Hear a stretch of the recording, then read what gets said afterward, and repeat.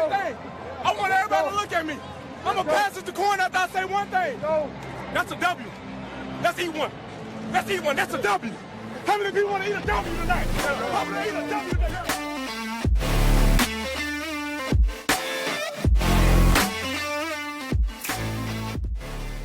All right, Brian. Big week of sports. Yes. Last week of preseason tour championship is coming up for golf. So where do you want to start? Do you want to start with some NFL stuff, or do you just want to get this golf talk out of the way? Let's do the golf and then end with some of the NFL stuff happening, the preseason. Now the week 2 is the main week of the preseason, right? It's no longer week 3 because there's only 3 weeks in the preseason. So let's start with the golf, talk a little bit about that, and then let's go into the football. I don't know why I said it like the football. The football, yeah. All right, so the format for the PGA, or I almost call it the PGA Championship, the Tour Championship, has been kind of changing, and there's been a bunch of different ideas. And last year, I guess a couple years in a row, they did the whoever's leading in points starts at like 10 under, and then it goes down from there. What do you think about that? I never really loved it. So I get why it's difficult, right? Because you want there to be some sort of benefit to the leader, right? And that was the way they did it. It was like 10, 8, 6, 4, 2, then everyone else even, right? That's kind of how they did it. They did it by twos. But it just felt like it's such a big Mickey advantage. Mouse. Yeah, like it's such like it makes the last tournament not really feel worth watching when Scottie Scheffler's starting 10 under, and you got who's a good person who's like 7th or 8th. I don't even know, Victor Hovland or someone. JJ Spawn. Yeah, JJ Spawn starting it even. It's like no, like that's not gonna happen. Like he's got a 10-shot lead. There's no way. I know one, was it Rory who came back and won the 1 year though, even though he wasn't leading it. I think there was 1 year where he did come back and win it. But yeah, the whole premise of it to me was a little weird. I never fully understood it. Yeah, I think that's like the Patriot. Okay, so I'll save that for a second. But I think that what they were doing, and how people actually talk about it, they're like, well, Scottie needs some kind of advantage, or whoever's in first needs some kind of advantage. If you're in the Super Bowl and you're undefeated, like the Patriots were in 2007, they don't start up by 10 points. It's true. Neutral field. It's a very good point. They make it like anyone has a chance if you make it there.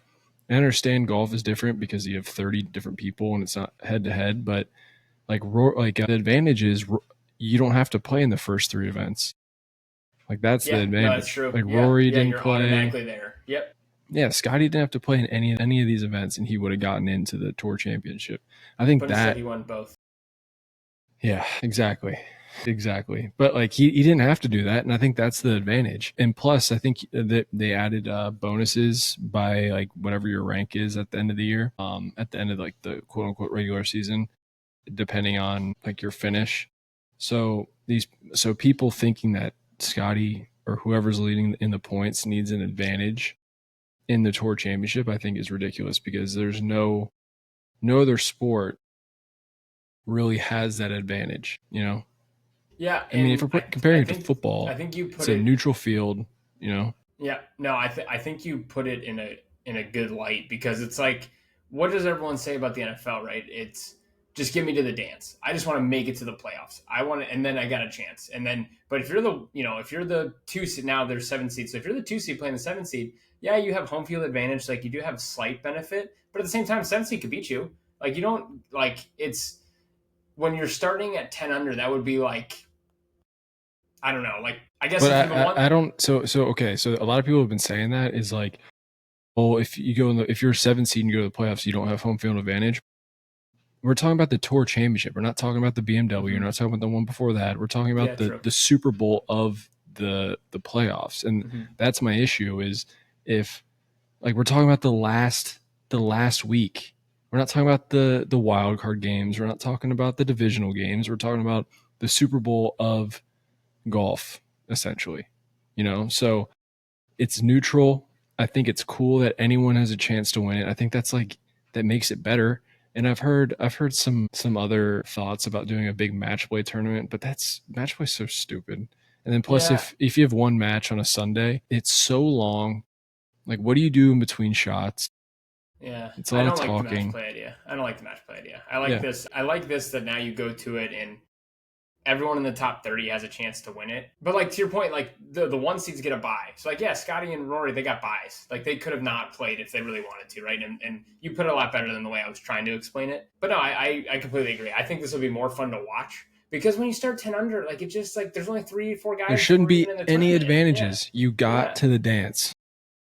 Now play your best. Can you imagine being like JJ Spawn and being like, oh shit, I'm down 10 to Scottie off the first tee? Like I always thought that was the dumbest thing.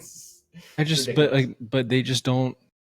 I just don't understand the thought process on that, because you just have to keep qualifying. And it doesn't matter. Like the regular season gets you into the playoffs. Mm-hmm. And again, like we've been saying, they didn't have to play. Scottie didn't have to play until this week. I think that's the benefit. But he wanted to stay sharp, That's the advantage for sure is, hey, I'm in it. I can rest. I can go practice. I can do what I want to do for those couple weeks. I'm not going to have to grind, right? I'm not going to have the mental stress of, because I mean, you know more than majority of us, like the mental grind that golf can be. And like being on the cut line for those and trying to make it to the finals, like that's draining. It's exhausting. So to your point, like the advantage is rest. I can skip. Yeah, I can skip. I don't need to go. Do you know who is it? Is it really only the top 3 or 4 that can probably do that? Or does it just depend on how many points ahead they are at the time? I'm sure the top 5 could probably do that, but I think if like you're in that 5 spot and you miss the first week or 2, then you're gonna have to play well.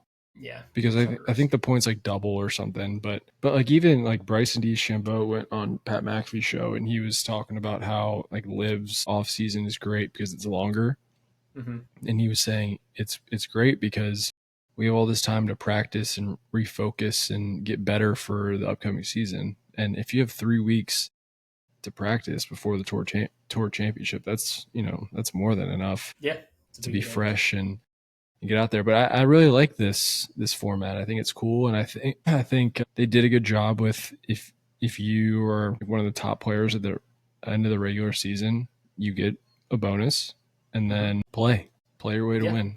So I'm looking at like, and that's the bonus is a good point. I'm looking at the payouts right now just because I was curious. Like it used to be 17 million. I know for winning the FedEx Cup. It looks like the winner is 10 million now. But if you come in 30th, 20. It was 20. Was it 20?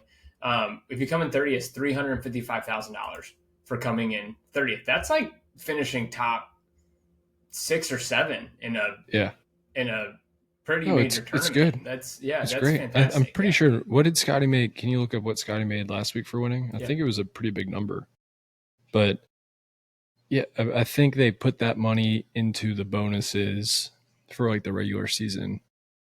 And then, they had the rest for the tour championship, but 10 million. He made 3.6 million last week. Okay. That's a lot less than I thought, but that's still a lot. But like you had to come top 15 to make 300 to make what 30th place will come in. So like it is a nice bonus if you make it this far that and then obviously leading up to it, you've probably placed well in the last few tournaments. So this is a big 3-week stretch where most of these guys are pulling in at least probably $1 million, which is fantastic. I wish I could do that. I could use that right now. Yeah, couldn't we all? But yeah, I just wanted to talk about that because there's a lot of mixed opinions and people think they can fix it, and I think they fixed it. Like I think it's good. No, I think it's Why good. do we have to complain about everything every year? I think it's that's right. He did not win both the tournaments. I lied. He did not win the FedEx St. Jude. He came in 3rd. Sorry. That was only 1.1 million. He was one shot back. I knew he was in the hunt on Sunday. Who won that? That was Justin Rose. Yeah, that was like the 6-hole playoff between him and JJ Spawn. Fleetwood shit down. He choked again. Yeah. I feel bad for him, but it is what it is. But real quick, I think we need to touch on it. Scottie, just inevitable. It's unbelievable. It's crazy. That chip-in, that was one of the best chip-ins that was Tiger. That felt like Tiger. It really did. Like I had it playing on my phone while I was practicing, and I remember thinking, All right. They both missed the green. I think he had a one-shot lead. 17 playing really tough. They was playing really tough. And like the whole time that ball was rolling, I just was like, where's the pin? Because I just didn't know how much further you needed. Kept rolling. It just kept going. And it's just like when you're on, man. It's insane how good he's playing. Like we were texting, and I can't believe how good he is. And it's not just he's good; he's just dominant. Like he's there every week. And that was only his 5th win of the year, because I thought he had like 8 or 9. Yeah, so I'm actually looking at it because I have the list pulled up of previous winners because I was looking up, the money payouts, and I was thinking the same thing. Like his 5 wins though have been since May, so it feels like he's won a lot because he's won like half the tournaments in the last 2 months. Yeah, that Phil tweet did not age very well. Yeah, did not age well. Are you excited for the Ryder Cup? Will you watch Ryder Cup? I think it's lost a little bit of its luster, in my opinion. You think it's because of the whole live thing where you don't feel like you get the best players in? I feel like they'll pick them, but yeah, it's a little bit of that. I used to love it growing up. I loved it growing up. Yeah. I don't know what happened. Maybe I'm just getting older and I don't really care anymore. But yeah, don't pay as much attention to golf in general. Yeah, I'm not really sure. I'll probably watch it, but football is also going to be on. Mm-hmm. So I would rather watch football. When is it October? I think is it in October. I think it's the 4th. It's the 4th week of the NFL season. September, very end of September. Yeah, it's 26th to 28th. Bethpage Black though is fun. At least it's at a pretty. Yeah, it'll be rowdy. They need to figure that out. They need to put that like maybe mid-season. What, the Ryder Cup? Yeah, because nothing's going on. Like maybe summer. Yeah, maybe like could spread the majors out a little bit like they used to be, and like push one back to August or something, or July, or not September. Whereas because before it was always like the majors trying to figure out when you could. Out. Yeah, because like you have like the Masters in April, you have the PGA in May, right? Yep, U.S. Open in June. British Open in July. Yeah. Maybe do it at the end of August, like right before football season. I like that. I'd watch. I'll probably watch anyway, but only because there's nothing going on right now. Like there's no sports. July it sucks. 4th? It's too close. I feel like it's too close to the Open and to like we just got done with the U.S. Open. Yeah. Fair. Like if we could spread those out a little bit more. I know it's more for the U.S., but I was thinking, hey, 4th of July, Ryder Cup would be kind of cool. I mean, that would just give I feel like it would just give the U.S. like a huge advantage to win, but also who cares? But cool. Yeah, they should. But then I think like some players will want a break after the playoffs, and I think the PGA used to be in September because it definitely didn't used to be in May. It was in August. Or was it August? Okay, yeah. I knew it was like end of summerish time frame. Yeah, but it was in August. So yeah, that you could do August then before football season starts. I like that. Yeah, I mean you got. I'll watch it regardless, but yeah, I'll definitely do whatever, do what I can. Yeah, it's a good point. And right in the beginning of football season, when it's hot, that's tough. Mm-hmm. All right, but anyway, enough golf. So we're going to go over the NFC divisions this week because we did the AFC last week. But first, how are you feeling about this Trey situation? God damn it. I knew we were going to talk about this. I had a feeling you were going to ask. I'm even tired of talking about it. Like, that's how much it's just annoying. Drawn on. It just keeps. All right, here's what's going to happen. Here we go. They're not going to trade him. It's not going to happen. It just isn't going to happen. They're not going to find someone to give them the pick they want and player and someone who has enough cap space to pay him what he actually wants to get paid. Like, it's not going to happen. I think that was his agent trying to drum up something just to try and put a little bit of pressure, get some calls coming through again to the Bengals, because I'm sure once that leaks, a couple people call here and there. They went on that. They had a national televised game yesterday, so they knew that's all they would talk about in the nationally televised game, trying to put some pressure on the Bengals. But it's not going to happen. I do think it's funny, though, the Bengals don't value, like, they overvalue so much in trades. Like, oh, he's such a good player. You need to overpay for him, but then they don't actually pay their own players. Like, this is how they've always been. Like they overvalue in their minds what that player's worth, but when it comes to actually paying them their contract, they don't think it's worth it for them to pay the contracts. Like the whole situation is stupid to me. It's going to go down to the last week of September. Seems like Ian Trey even said it last night. They've agreed to the money and the years. It's just the guarantees. I think what they need to do is find a way to make it look like Trey won this battle because he's prideful. He doesn't want to, string this out to get a 3-year extension with 35 million guaranteed and look like he lost this entire thing. They got to find a way to make it meet in the middle, give him, a big signing bonus or like at least 50 million guaranteed or something to make it worth it. I think unfortunately for Trey, he doesn't have a lot of leverage. What's he going to do? Sit out and not make $60 million, not sign? Retire. Well, he could retire. He has like a 3-year, $37 million per year deal sitting on the table. Like, do you retire and leave that? No. You can't. And he wants to play. He likes football. He loves playing football. I think the Bengals are doing what the Bengals do, and I hate it. But I think he's going to end up. I could see him sitting week 1 at this point just because we're getting so late. But yeah, that's what I think. I think it'll get done. It's going to be 2 days before the season starts. It'll be somewhere where they meet in the middle. The numbers will look great, but once the contract gets leaked, like the actual details, it's going to be 1 year and some change guaranteed. They can probably cut him next year if they want to. That's my guess. Sucks, but I think that's what's going to happen. Yeah, that's what I think is going to happen. Damn, that's brutal. That's sucks. Yeah, it sucks.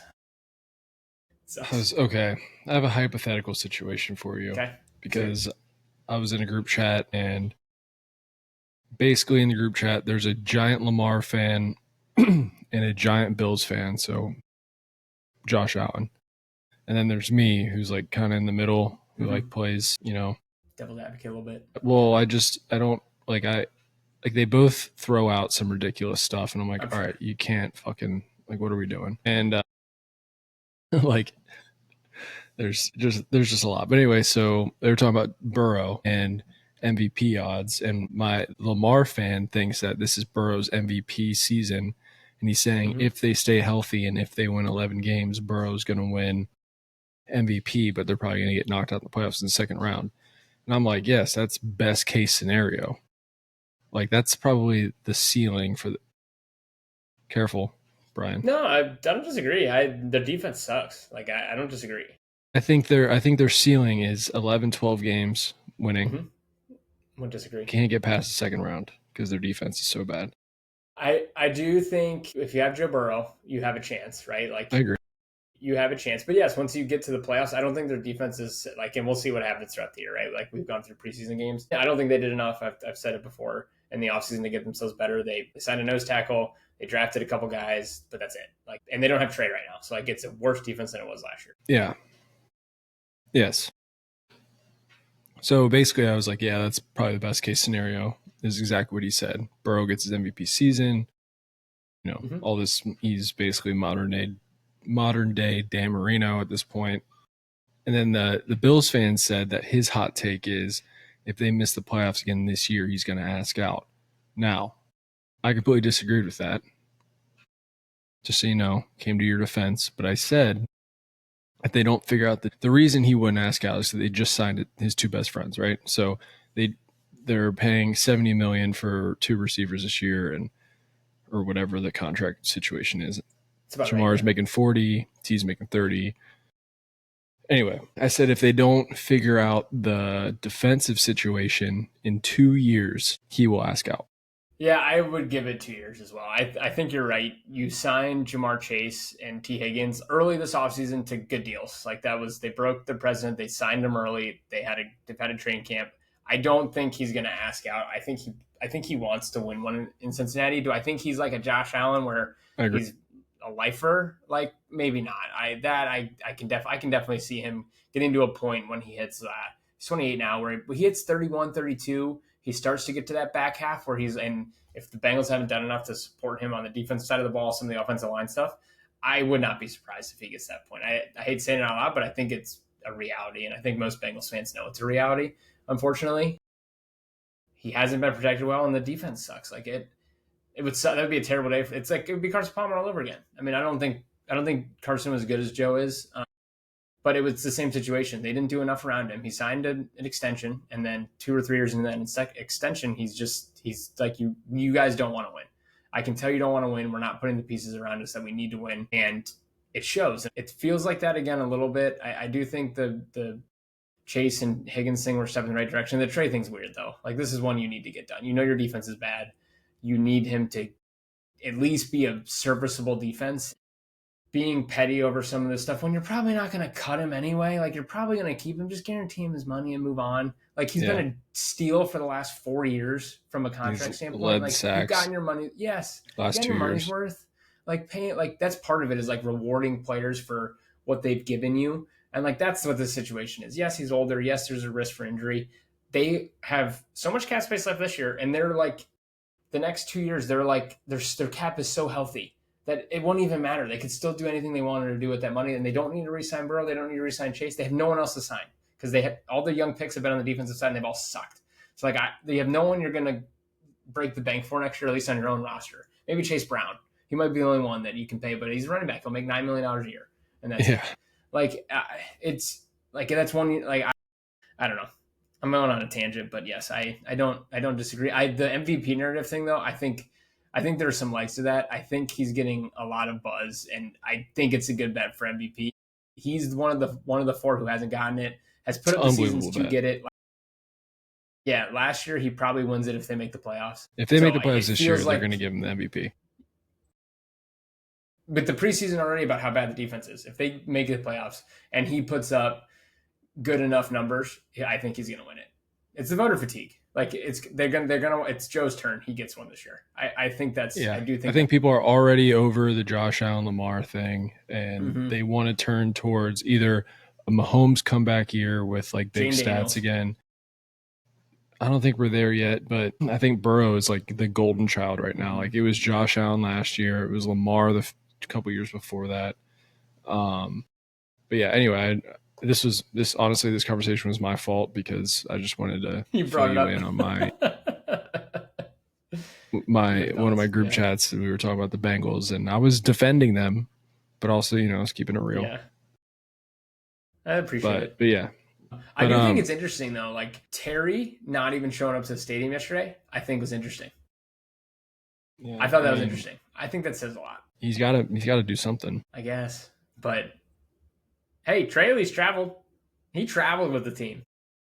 Yeah, and I feel like I was watching the fourth quarter of that game when basically they just show the sideline the whole game and they don't really show like the field. I feel like Trey Hendrickson just went up to Burrow and was like, hey, stand next to me when you're off the field. They showed them for like a good 20 minutes. They're the whole time just talking. I was like, this is such a play by Trey Hendrickson. Yeah, it probably is. Or Burrow was like, I'm going to stand next to you. You're going to get this deal. Like, we need you. But anyway, enough about the Bengals. Danny Dimes was we're done. Named the starter. The important news. I thought that was kind of crazy. Like, everything I heard was they're going to put Anthony Richardson in, and if they're going to give him a chance because they can't bench him because that means they're giving up on him. So here's what I saw this today, and I think this makes a lot of sense in terms of like why they did what they did. I think there's a certain point where the players know who gives them the best chance to win, and by not playing them, especially at the beginning of the year, you're kind of giving up on the season, right? And I think probably in practice, Daniel Jones is probably making the right reads, kind of being your command, like he's being your, not system quarterback. Like, I don't like that word system quarterback, but he's being your system quarterback. He's getting the ball out. He knows what the play is. He knows where the ball is supposed to go. He knows his hot reads. He knows his ins and outs. And I also think part of it is like the coaching staff and the GM are kind of on thin ice. Like, they need to win games. And I think they probably think Daniel Jones gives them the best chance to win so they can keep their jobs. And Anthony Richardson just stinks. I mean, we've said it, like, he stinks. Like, he's got one of the lowest completion percentages in NFL history. He's like 255th out of 257 qualifying quarterbacks in terms of completion percentage. Like, he's had his chance. Freak athlete. Yes, he's a freak athlete and strong arm, big body. It was a risk, and I think it failed. And that's all it is. Like, and it is what it is. He'll stick around for a while because he's a freak athlete. I do think he'll probably get some playing time this year. The Colts aren't going to be that good. I think they'll be, a 7-win team, 6 to 8-win team. I think they'll be fine, and he'll get a chance later in the year. But it didn't work, and I don't think it's going to work. He's only had like 15 starts or something, so like he hasn't had a ton of playing time. But he also always gets hurt. That's all part of it. So I don't blame him. I get why you're surprised though, because it's like he's tired. Yeah, that was terrible. Well, everything that I heard.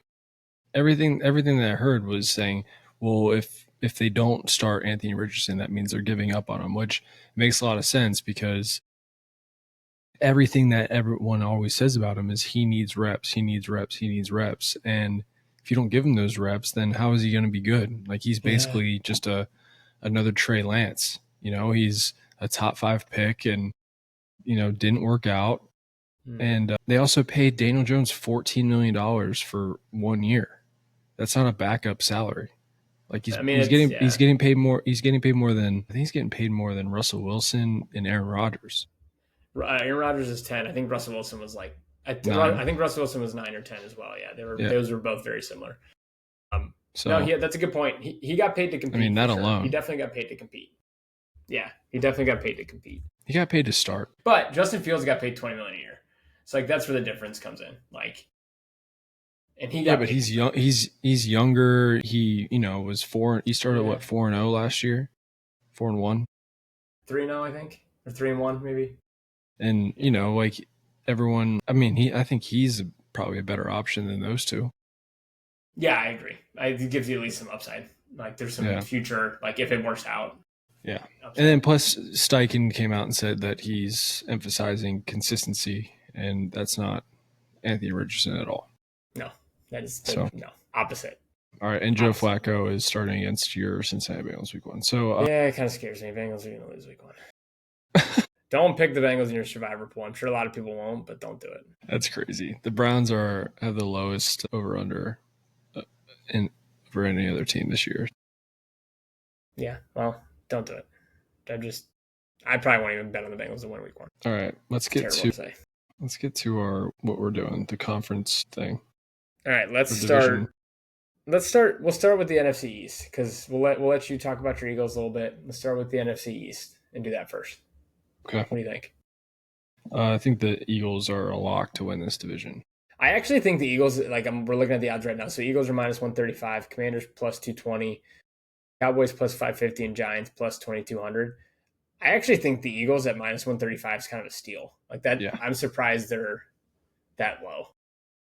Yeah, you can parlay that with, pick another division, like how we were talking about. Yeah, Chiefs and Bills or something. Yeah. Chiefs or even Ravens the Ravens, Mm-hmm. Yeah. Mm-hmm. I think, I understand if you're a big Commanders person, but, if you go head-to-head with the Eagles, it's, the Eagles are just I think the Commanders will be good. Yeah, I do think the Commanders will be good. I think they're probably a playoff team. I think they'll... Yeah, for sure. They'll be competitive, and I don't hate it. Like if at plus 220 or 220, if you're a Commanders fan, you're probably hitting that all day because you're thinking you have the team, you have the quarterback. Like I don't want to blame you at all for doing that, especially if you were trying to mix it up a little bit.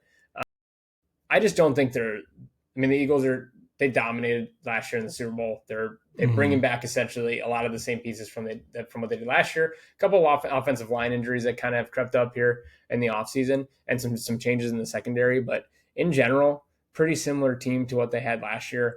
I expect them to not necessarily run away with the division. I think the Commanders will make it. I wouldn't be surprised if they split a couple games, but I think the Eagles are a lock to win at least 12 games and with an upside of probably 15, somewhere in that range, whereas the Commanders, I think, have an upside of 13, but anywhere from 10 to 13. You think 13 is a lot for the Commanders? I think 13 is a lot for the Commanders. I think they're probably 11, 12 win team. 11, 12, yeah. Yeah, just because the division's pretty tough because the Cowboys are going to be solid. They're not going to be great, but they're going to be solid. I know what you're thinking. They're basically the poor man's Bengals. Yes. Especially if they could do something with Micah, which we didn't even talk about. I know. I do think, and we talked about Micah a lot last week. Nothing's changed there, right? Like the news that's come out of Dallas. They haven't even talked. They haven't even spoke. Right. And I think the big news that came out of this week was Adam Scheffler basically leaking that he thinks they're headed for a divorce at some point, whether it's this year or next year. Because again, Cowboys own his rights for another 3 years if they really want to, because they have the 5th-year option, and then they can franchise tag him twice. Isn't he playing on his 5th-year option right now? No, this is his 5th year. Yeah. Yeah. Because he's played 4. Why would he? So why would he 5th play? year, then double franchise. Why would he play on? What I mean, if I was him, I would not play this year. Yeah. On this contract. Yeah. That's crazy. I wonder how much he's making. Actually, let me see how much he's making. Let me pull that up because it's a lot. I think it's a lot. What's a lot? $24 million for 1 year. Because I think what they do when his market is like 35 or higher. No, he'll go over TJ Watt at 41. He'd go over. Oh, that's right. For sure. He's so much younger. Yeah, he'll definitely go over TJ Watt at 41. Okay, so almost double. Yeah, almost double. No, it's a good point. But like it's so like you're gonna turn down $24 million to show up. Yeah, but if he gets hurt, dude, he's not getting that money. Yeah, it's true.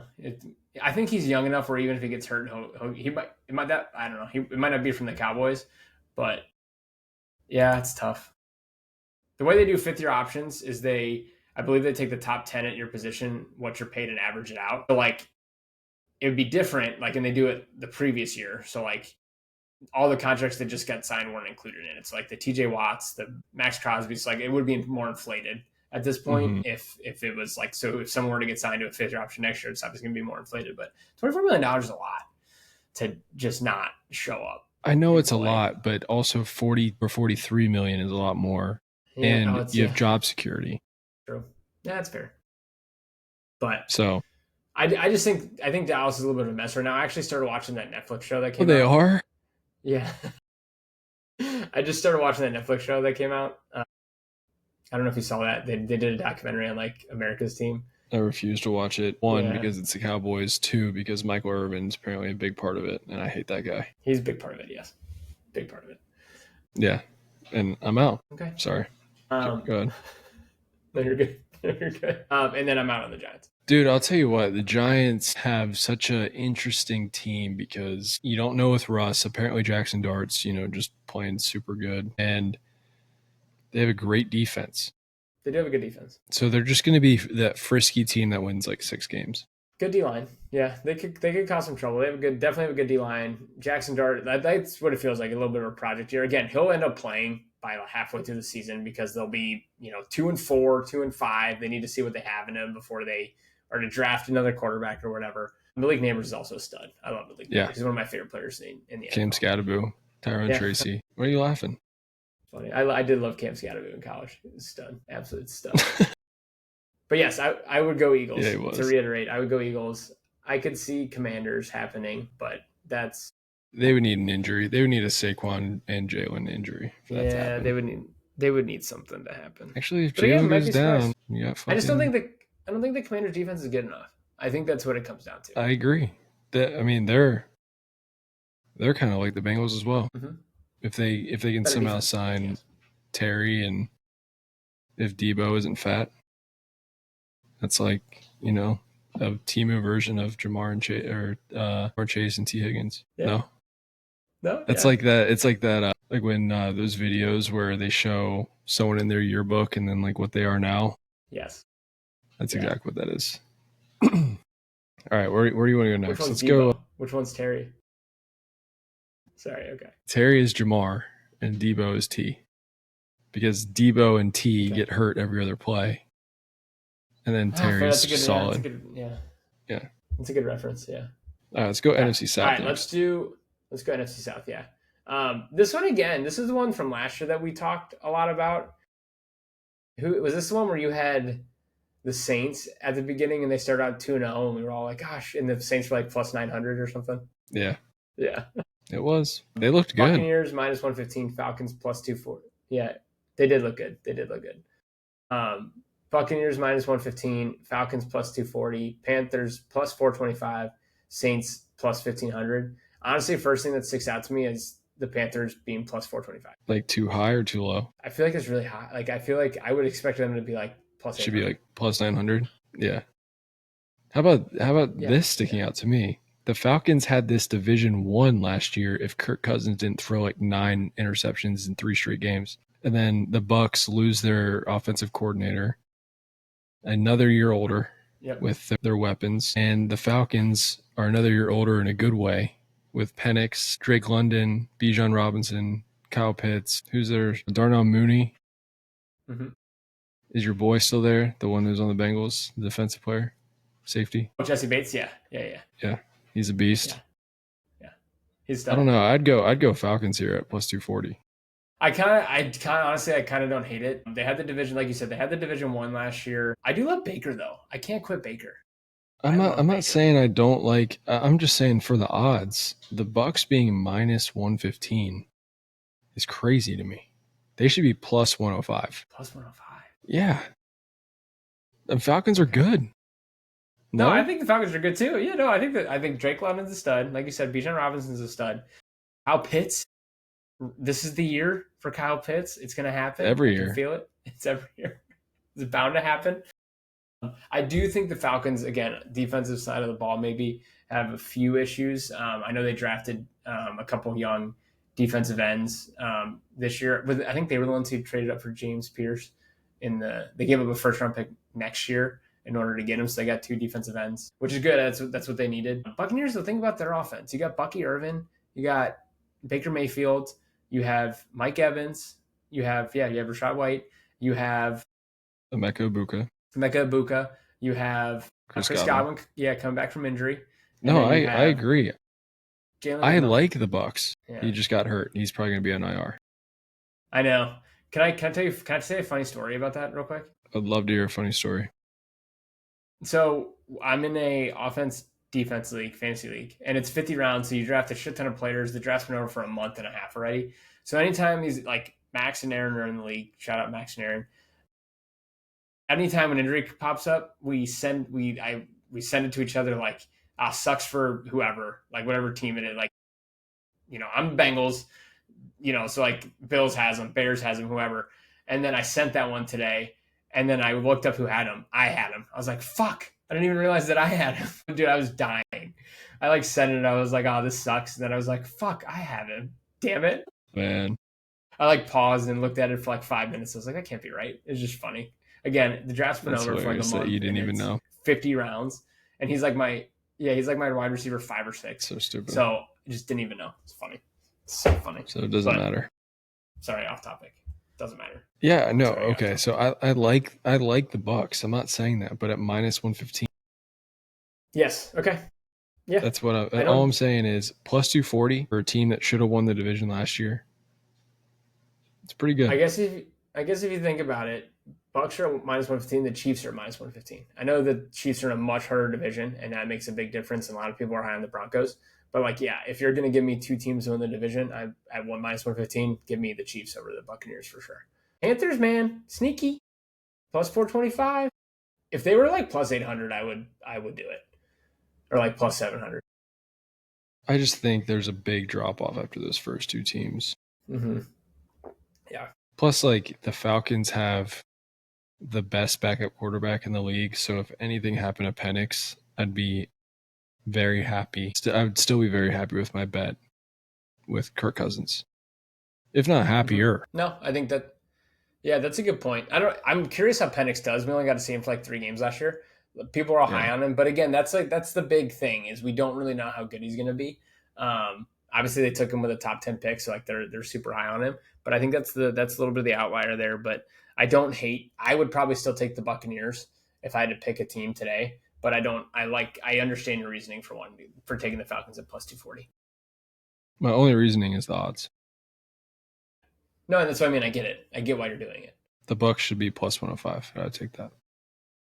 If they were plus odds, would you take? Yeah, if they were plus odds at all. Yeah, I would take them at plus odds, but not at minus 115. Okay. All right, let's move to the NFC West, which is real quick. Saints suck. We don't have to say anything about the Saints. They're just bad. Oh yeah, their quarterback is the same age. Their drafted rookie quarterback this year is the same age as Trevor Lawrence. That's funny. They're both 25. Yeah, Trevor Lawrence is in his 2nd contract. And his 3rd head coach. Anyway, NFC West. This is interesting. The most interesting one, in my opinion. I think this and the NFC North. I think the NFC North is also interesting. Yeah, but I think all 4 teams here are interesting, and I'm out on the spoiler alert. I'm out on the Bears. NFC West, San Fran is plus 150. Rams are plus 195.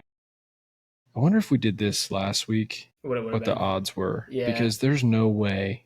Okay, then I'll just finish. Cardinals are plus 425 and Seahawks are plus 550.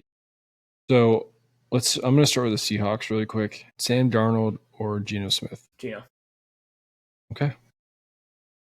I think it's a coin flip. I'd honestly lean a little towards Darnold.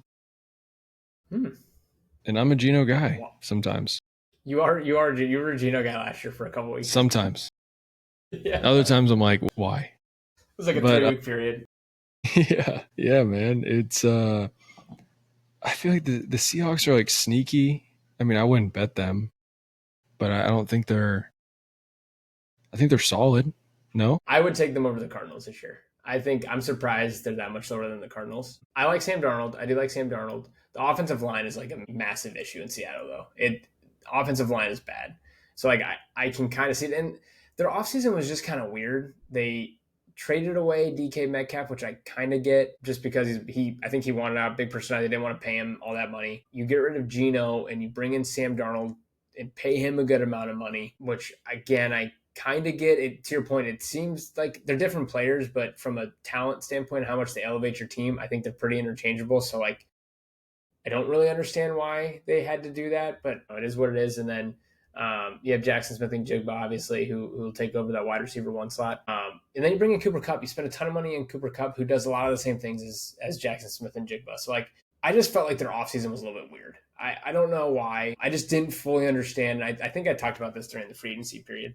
I just don't understand why they made a couple of the moves that they did. I don't know how much better it made their team, and they kind of just seem to swap out interchangeable pieces just for new players, just because. And then they didn't address their biggest need, which was offensive line. So that's why I think I'm kind of out on the Seahawks, and I would. Yeah.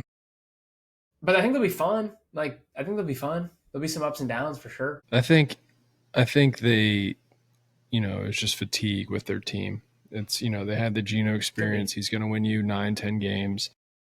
You never know with Darnold. Like we saw those last 2 games last year, which really brought his stock down. Mm-hmm. You just never know. And then Cooper Kupp, veteran presence, could help out JSN. You never know. I don't mind bringing him in.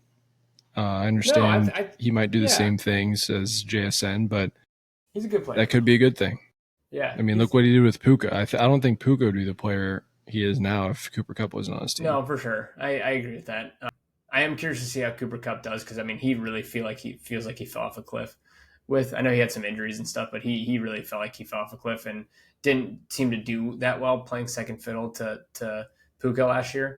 But the one that sticks out to me, and this is what I'm curious about, the Rams plus 180. I'm wondering what they were like 2 weeks ago, because with this whole Matt Stafford thing. I don't think we've talked about it yet. Yeah. Like what is this? Like, he's practicing. Makes me nervous. I know he's practicing, but man, like, it feels like one of those situations when you get to that point, it's so finicky that like. But he's been doing this for the past like 5 years. There's always been his back issue.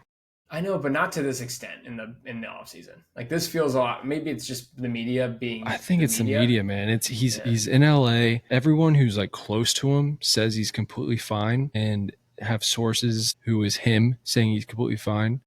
I don't know. I think it's blown up. I can't believe the Niners are plus 150 with all these injuries they have. Do they even have a wide receiver? Yeah. They have Ricky Pearsall, and that's it. John Jennings is hurt. He's hurt. I think he also wants a new contract. He's like kind of also looking for a new contract. Okay. Well, Juwan Jennings and Ricky Pearsall and the corpse of CMC. So their offensive line has gotten worse. I feel like them and the Dolphins are just plagued with injuries right now. I don't know how you could believe in this team. You're not a Brock Purdy believer? He's fine, but I'm taking the Rams at plus 195 all day. This one's tough. Like, I wouldn't, again, like, I know you, like, I kind of talked shit on what the Seahawks did this past year. I still wouldn't be that surprised if they won it. Like, I still wouldn't, because I don't feel confident about any of these teams. Well, that's why I think this division is so interesting, is because the Seahawks looks like they just took a lateral step and just changed the names on the back of the jerseys, but also, like, what are the Cardinals going to be? is Kyler gonna like? I hear stories about how like sometimes he cares, sometimes he doesn't. That's insane. Like Yeah, I'm out on the like Cardinals. they were I'm talking not. about like there's sometimes like he wants to rush and he wants to use his legs, and then there's some games he just doesn't want to. Like that's the biggest red flag. Mm-hmm. Like forget all the Call of Yeah. Duty stuff. Like this is Yeah. this is The Call of Duty the life. tough part. I'm out. Okay, I'm with so you. I'm out. who are you betting on? I would still stick with San Francisco just because Interesting. I think you got Kyle Shanahan. I think Christian McCaffrey is going to be obviously better than he was last year. You still have George Kittle. You still have a couple good pieces on the offensive line, but yeah, the offensive line is definitely a worry. You still got some good defensive pieces. You got, I mean, like it just Warner. Fred like and Bosa, like you still have some big talent on the defensive side of the ball that can help you win games. My big fear is the Rams. I'm not hinging on Matt Stafford being healthy the entire year, and then you got Jimmy G coming in and as the backup to try and keep the ball afloat. Love off-season narratives. You fall for them. I'm nervous about the Matt Stafford stuff. I'm nervous about it. I'm not. think I think he's fine. he takes one big hit week 10. He's out for 3 or 4 weeks. It changes everything. So If any quarterback takes one big hit and they're out for a few weeks, it's the same thing. yes, but coming in at 37 years old with a bad back. I don't know. I think he's fine. Okay. No. I think they're just okay. I mean, I get it, but they just haven't done it. Yeah. You know, I mean, they have, but when last year was bad. Who, the 49ers? Yeah, and the Rams looked great at the end of the last year, and I feel like they only got better. I understand you're worried about Stafford. Yeah, the Rams are notorious for starting slow as well. Like they're a slow starting team every year, and then they come on really hot at the end of the year, make the playoffs on a hot streak, and then win a playoff game or two. But San Francisco went to the Super Bowl and NFC or the AFC or NFC Championship game 3 out of 4 years. Not too what before last year. Like they've been there. They've been. But it's every other year. Super Bowls. It's like every other year they're hurt or yeah. And last year was their down year. That's why they're going to be good again this year. So 1 year older, they're all better. Yes, significantly. After they pay Brock Purdy, they're better. They did have a lot of injury issues last year. They were one of the most injured teams in the NFL. Yeah, and they still are. Yeah, Brandon Ayuk not being ready also is like he got hurt like week 3. So yeah, and the Rams add Devontae Adams. Like I do like that. I do like that they it's added huge. Adams. Yeah, I do like that they added Devontae Adams. Yeah, but I'm going Rams, but you can go Niners. The team that beat the Bengals in the Super Bowl like 3 years in a row. All right, NFC North. A long time since those days. All right, NFC North. Read them off and then tell me immediately who you're betting on. All right. Lions plus 160, Packers plus 250, Vikings plus 300, Bears plus 500, Packers plus 250. Ooh. The Jordan Love injury doesn't scare you? I think the Lions injuries scare me more than anything else. I agree. Like, they were terribly hurt last year, and it's the same as the 49ers. They've already started off the offseason. It feels like every day you're reading of another starting player who's dealing with something for the Lions, like on the defensive side of the ball. Like, it's unbelievable. And I do think, I don't know if this is overhyped or not, but I think losing your coordinators affects things. Like, I really do. Like, you lose your 100%, especially when they're that high level too. Yeah, you lose Ben Johnson, obviously the best offensive mind in football currently, and then Aaron Glenn, one of the best defensive coordinators in the NFL. Like, I think it's hard to come back from that. It's hard to keep your culture the same. And I'm just not. I like Jared Goff, but I'm not. I would give me Jordan Love over Jared Goff, even though Jordan Love hasn't like. The Packers just seem to be that team that's always next, and they haven't reached that level yet. I think this is the year that they win the division. I do. I think this is the year they win the division. I think the Packers are this is the year team. They're like the Kyle Pitts of a football team. Correct. They're going to be this is the year every year until Jordan Love is not their quarterback anymore. I agree. I completely agree. So that's why I'd pick the Vikings. Oh, really? This I need to hear. Sell me on the Vikings. They're the best coach team in the division, in my opinion. They have one of the best offensive lines. They got a million weapons. They got a great defense. The only question is the quarterback. And if you can do it with Sam Darnold, if you can win 15 or 14 games with Sam Darnold, you could probably do that with anyone. That's okay. because that's the thing for me with the Vikings is I don't know how good JJ McCarthy is going to be. I'm not I a just think Kevin JJ O'Connell McCarthy can do it believer. with anyone. Yeah, I think that's fair. Kevin O'Connell is an unbelievable coach. He's top 5 coach in the NFL. Where's Zach Taylor? Where is Zach Taylor? Is that what you said? Probably top 18, somewhere in that range. Top 18. Yeah, you right, consider. Keep going. All right, keep going. Yeah. Okay. Yeah. Don't give me going. Yeah, I know you're about to go on a rant there. I was gonna put a stop to that. I just wanted a number. Yes. Yeah. Damn it, I lost my train of thought. JJ McCarthy. I think coming out of college, I don't think he was that good. He was in a run first offense in college, and a run first defensive Michigan team. He's a game manager, man. Yeah, I just national champion, a more winner. proven team, and it's not like Dan Campbell, that. But hold on. What are the Packers proven? They made the playoffs. Okay. Yeah. Next. Yeah, it's okay. Fair.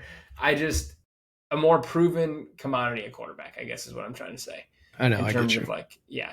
And then you still have LaFleur, who's he's not, I wouldn't put him as high as Kevin O'Connell. And you still have Dan Campbell. So you still have good coaches in the division. And again, it wouldn't be surprised if any of those three. I'm with you. I don't think the Bears.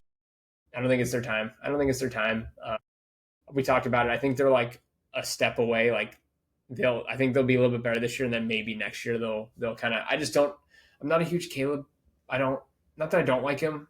And I think he's going to be fine, but I just don't think he's this generational prospect that a lot of people have said. You remember when he was asking for percentages in an ownership of the team?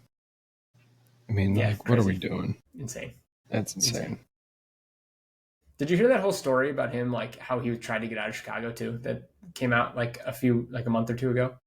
No. Him and his dad were pushing hard to get out of Chicago, and then he realized it wasn't going to happen, so he just did a flip of okay, I'm going to embrace the city, I'm going to embrace it. But he there's text messages, it's an interesting article. Basically, his dad was trying so hard to get him to not go to Chicago. They were talking about maybe not going into the draft. What were their options? I'm sure it happens all the time with players, but it was surprising that it came out in a full-blown story like that. And then obviously, once he got there, he's fine. He said he's really happy to be in Chicago. Once he realized nothing was going to change, he was pumped to be in Chicago. But I do think the Bears will be good. I think Colston Loveland will be a nice piece of the offense. I don't know if it was the pick I would have made for them at that point in the draft. But they also picked up a few defensive. Didn't they pick him over? I just don't think they're ready yet. They picked him over Tyler Warren, didn't they? Yep. It's crazy. Yep. The Colts took Tyler Warren 3 or 4 picks later, which I still. He might fit, again, I think we talked about it during the drafts. He might fit the Sam Laporta role better than Tyler Warren does, and maybe that's why they went with the Colston Loveland, because he's more of a receiving threat, whereas Warren's a kind of better all around, not as good a receiver, but he's a much better blocker. I've heard a lot of good things about Tyler Warren. Yes, I think Tyler Warren's going to be a stud. I think there's some really good young tight ends in the NFL right now, which is kind of cool. But yeah, and then I already said my piece on the lines. So give me Packers. I think the Lions take a step back and someone else takes the division. I'm going to put my money on the Packers. Yeah, Lions are. I mean, they got to stay healthy, and they just can't. And then losing both their coordinators, that's kind of a big red flag. A little bit of a dip. I mean, I went through it with the Eagles when they lost their coordinators and they had an off year, and then they get back on their feet and win the Super Bowl. But yeah, and it's just a tough division. So it is. It's having to play every team in the division twice. It's going to be tough, and I know they all play each other, but I don't know what it is. A lot of the reasons you pointed out, I feel like it's not the line. I think they'll still be a playoff team. I think all three of those teams make the playoffs this year. Vikings, Packers, and Lions again. But yeah, give me Packers. I don't think any of them get the 1 seed though. I think the division is going to take a step back together. I still think the Eagles will get the 1 seed. Yeah. All right. Who are your playoff teams? All right. Playoff teams. You want me to list all 7? All right. I'll go in order. Give me the Eagles 1. Well, you're going in order. I'll go in order. I think that's what we did for the AFC. Give me Eagles 1. Give me Packers 2. 49ers 3. Buccaneers 4. Lions 5. Commanders 6. Vikings 7. Okay. I like that. I'm going to go Eagles 1, Vikings 2. JJ McCarthy, true. Kevin O'Connell is what I'm betting on. Okay. Yeah. Falcons 3, Rams 4, 49 5. I'll go Commanders 6 and Bucks 7. So no Packers, no Lions. Did I put the Lions in there? No. Jesus Christ. Hold on. It's hard, right? Let me redo this. Eagles 1, man.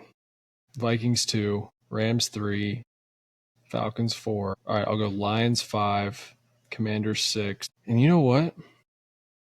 Yeah, Bucks 7. Get the 49ers out of there. Okay. Interesting. All right. I like it. We were very different. I like that we're very different. Man, I can't believe I didn't put the Lions in. That's my bad. Yeah, but no Packers. I'm not a believer. You were a believer last year, I feel like, though. I was. Like the Packers. Yeah, you were a big I was, and that was a mistake. Okay. And it made me realize learn from your mistakes. They are the Kyle Pitts of teams. It's always going to be their year the next year. Too many Kyle Pitts references today. I don't think there's enough. That guy gets so much. If it wasn't for fantasy football, that guy would never be talked about. No, he'd never be talked about. Absolutely not. All right, let's get into bets. Our bets. All right, so last week, Brian goes undefeated, 3-0, back to football season. See, once we get back to football season, we go on our winning ways. And then Mike went 1-3 or 1-2. There we go. Brian's just fucking making me look bad every time. 1-3. NFL is. Well, sorry, I know I had said it wrong. It's preseason, man. I'm not gonna blow my load on the preseason. So, Sure. All right, we're doing golf because it's the Tour Championship, and since there's only 30 players, we can't do top 20. So it's top 10, top 5, or winner. Okay. So I like since this. you. Okay, I'll go first. Give me JJ Spawn, top 10. I feel like he's playing well. I think he's going to continue playing well, and I just feel like no one gives him the chance. So I'm going to take JJ Spawn at plus 115. Oh yeah, major winner. Yeah, no, but that was a surprising. No one expected it. All right, when that happened.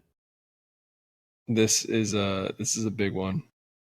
Okay. Give me Scottie Scheffler winning at plus 150. Yeah, I kind of like it. Plus 150 to win is crazy. So it's funny. I was like, I'm going to do his top 5, and then I realized it was minus 140. It's insane. No, his top 5 is minus 400. Or sorry, minus 400. That's what I was when you said plus him to win. I was like, all right, I'll take him top 5, and then I realized it was minus 400, so I can't even take that if I wanted to. Crazy. I'll go Rory top 5. Damn, that was gonna be my next one. Yeah, at plus 120. I'll go Tommy Fleetwood top 5. I like that. I feel like he's always in the top 5. At plus 190. I like that. Yeah, I feel like he's going to be leading it, and then he's going to have a chance to win, and then he might win. I mean, with that, yeah, it'd be crazy. Okay, I understand it's the top 30 players in the world. I get that. But there's only 30 players in the field, and if this is his first PGA Tour win, do you think that's tougher? Yes, I think or easier. I think it's harder. Because you literally have the current top 30 players who are playing the best in the world in one tournament. Yeah, but they're usually playing in all the other ones too.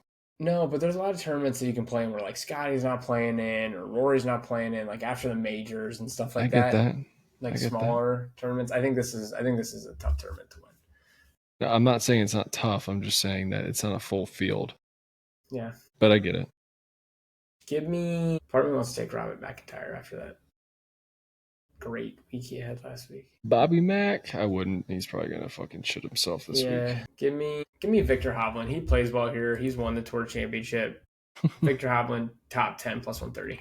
All right, my last pick will be Maverick McNeely at plus 150, top 10. Interesting. Why? Played well last week. Yeah. That's plus all. 150, top 10? Okay. Here, let me read them. 10 plus 150. All right. 10. Mike had Scottie Scheffler winner plus 150. Tommy Fleetwood top 5 plus 190. It's a lock. Yeah, honestly, it's almost as. It's a lock. It's basically a lock. Maverick McNeely top 10 plus 150, and then I had JJ Spawn top 10 plus 115. Rory top 5 plus 120, and then Victor Hovland top 10 plus 130 for my bets. If you were to bet. I was going to say, we got to figure out what we're going to bet next week because there's going to be no NFL. We can do college. We didn't even talk college. Shit, college football starts this weekend. We'll have to talk about college next week because there's some big games. We have a mock draft next week, by the way. Mock draft, fantasy football, 12 team. What pick? 1 point PPR. Let's flip it. Let me take an early pick. You take a pick in the back. See how different the teams are. All right, you can have the second pick. I'll take the pick 2. Yeah. And I'll take 9. I was thinking we should do like back to back. I feel like that'd be fun. But 5 and yeah, 6. I think I was 5 last time though. Maybe we can 7 go like and 8. 2 and 3. Yeah, we can do 2 and 3. Do 2 high picks. Yeah, that's fine. Yeah, let's do 2 and 3. Okay, 2 and 3. That works. Maybe we can get a few friends to join the chat or join the draft. That'd be pretty cool. Not opposed. Not Who opposed at knows? all. If one of our friends is listening to this right now, let us know if you want to be in it. This is the invite. If you don't let us know, you're not in. How about that? Yeah, I'll try and set it up beforehand too, so that I'm not trying to figure it out as we're basically. You can just send the link. It's not that it's not difficult. But all right. So if you were to bet anyone but Scottie to win, who would you bet? Probably Rory plus 850. That's what I was thinking. I think it has to be. I'm gonna place it right now. Yeah, I like that. All right, follow us at Traveling Athlete Pod on YouTube, Instagram, and TikTok, and Athlete Pod on Twitter or X, formerly known as Twitter. And we'll be back next week, and hopefully Trey Hendrickson is signed. No, he won't be.